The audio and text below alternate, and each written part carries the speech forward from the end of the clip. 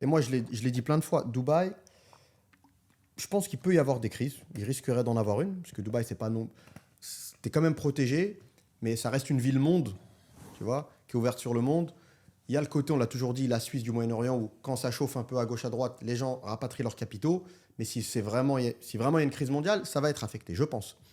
Mais si tu veux, il y a tellement de gens qui ont fait de très bonnes affaires après Covid, où il y a tellement de gens qui en ont justement loupé. Tu vois, ils sont comme des mecs cachés dans les buissons, avec la mallette pleine d'argent, Bah donc je oui. pense que ça va aller très vite. Il va y avoir des perdants. C'est-à-dire, en gros, si une crise arrive, les prix chutent. Certaines personnes vont prendre peur, ceux qui ne sont pas en mesure de patienter et de passer la crise. Ça va être les soldes.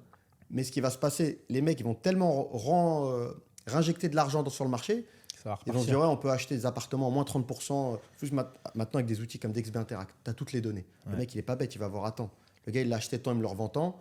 Je pense qu'il y a des mecs qui vont acheter à coup d'étage.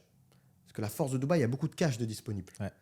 Donc, tu réinjectes beaucoup de fonds plus ou moins au même moment, bah, la machine elle repart en C'est fait. clair. En fait, ce qui se passe, les crises à Dubaï, ça a toujours été un peu ça, mais là, je pense que ça va s'intensifier. Ce que les gens appellent des crises, en fait, c'est une passation, ça passe de main en main en fait.